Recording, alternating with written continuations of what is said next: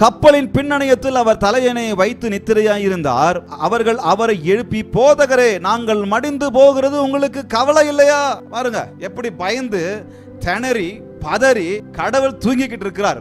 அவர் அங்க படுத்து தூங்கிக்கிட்டு இருக்கிறார். அந்த சூழ்நிலையில இவர் என்ன பண்றார் பாருங்க. இந்த சீஷர்கள் என்ன பண்றாங்க?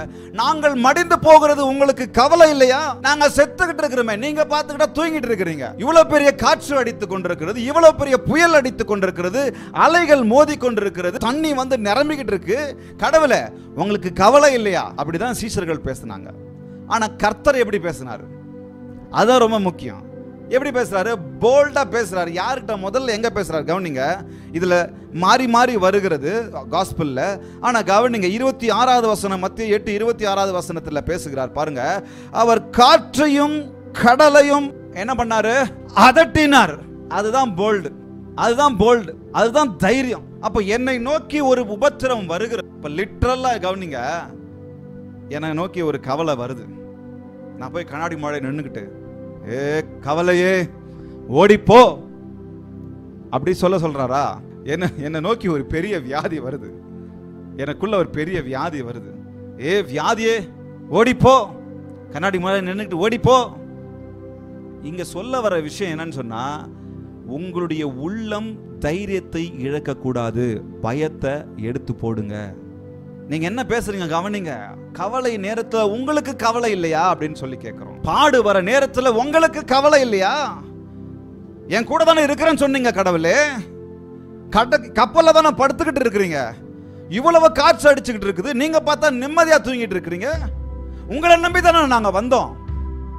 உங்களை நம்பி தானே நான் ஊழியத்தை ஆரம்பிச்சேன்.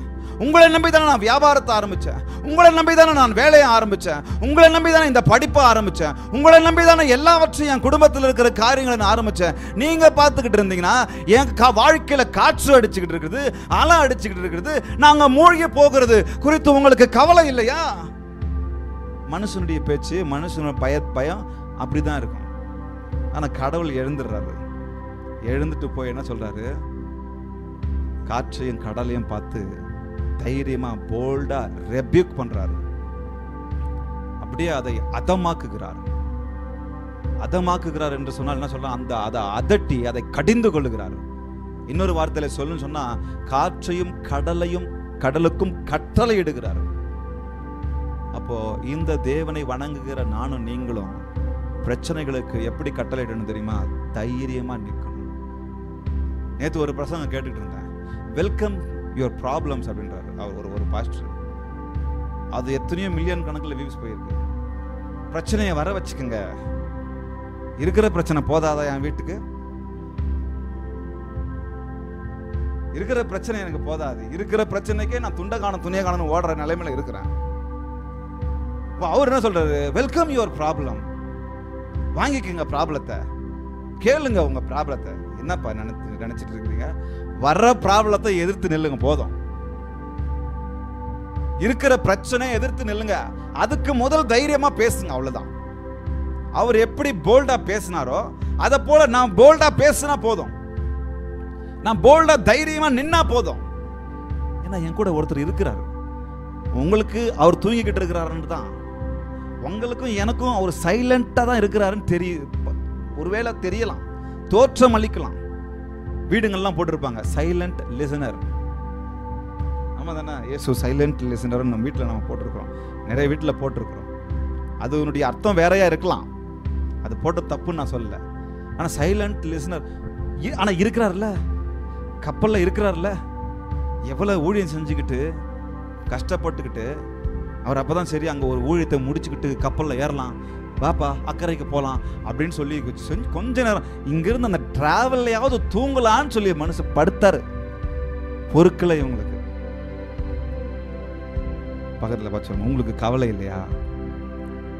ஏன் நாம் பயப்படுறோம்? என் வாழ்க்கையில் எதை எடுத்தாலும் பயம்தான். ஆனா அந்த பயத்தை எச்சரிக்கையா மாத்திக்கணும். அந்த பயம் வந்து எனக்குள்ளாக கடவுள் தான் அந்த பயத்தை வச்சாரு. எதுக்கு?